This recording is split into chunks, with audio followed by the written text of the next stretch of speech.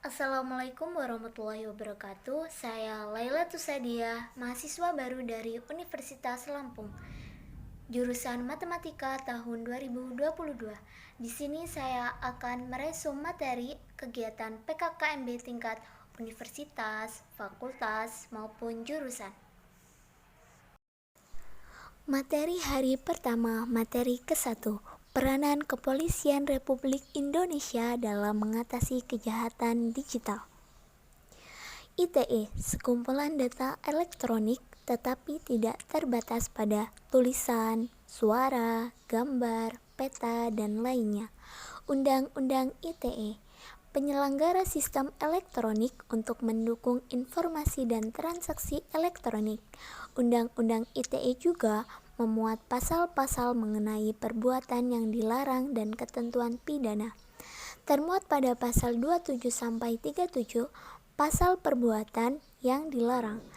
Termuat pada pasal 45-52 termuat pasal ketentuan pidana.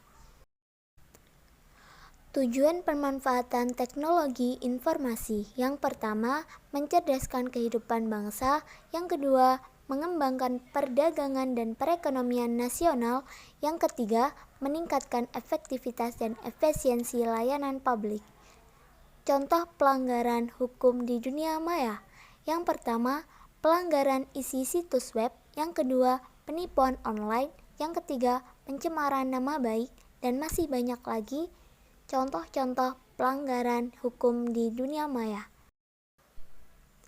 6 trik singkat agar terhindar dari jeratan hukum Undang-Undang ITE. Yang pertama, pengguna internet harus lebih menyaring konten sebelum disaring lagi ke publik melalui media sosial. Yang kedua, lakukan pengecekan lebih teliti sebelum melakukan transaksi melalui media sosial.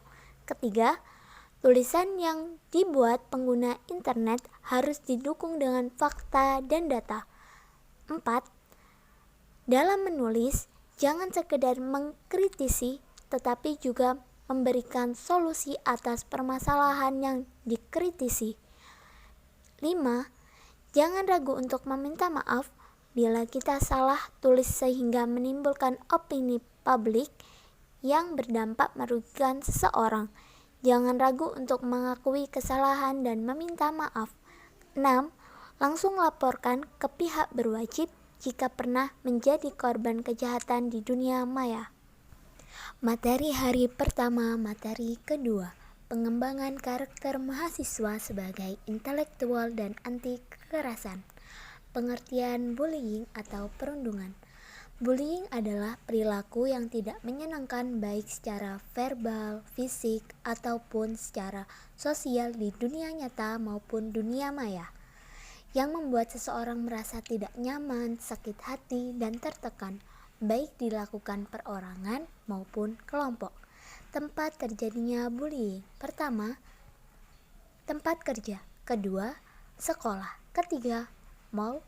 Keempat, lingkungan sekitar. Jenis-jenis bullying: verbal bullying, physical bullying, social bullying, cyber bullying. Yang terakhir, sexual bullying. Patologi sosial. Pelaku patologi sosial dikategorikan dalam tindakan: pertama, kontak fisik selangsung, memukul, menendang, mendorong, dan lain-lainnya. Kedua, kontak verbal langsung, memaki, mencela, memberi panggilan jelek, dan lainnya. Ketiga, perilaku nonverbal langsung, sinis, mengintimidasi. Keempat, perilaku nonverbal tidak langsung, mendiamkan ataupun menjauhi. Materi hari pertama, materi ketiga, penguatan karakter mahasiswa. Tujuan dari pembangunan karakter, peran dan fungsi dari kearifan lokal dalam membangun nilai-nilai keindonesiaan dalam diri kita, serta melestarikan budaya bangsa Indonesia. Materi hari kedua, materi ke-1, MBKM, Merdeka Belajar Kampus Merdeka. Latar belakang visi Indonesia 2045 yaitu berdaulat, maju, adil, dan makmur.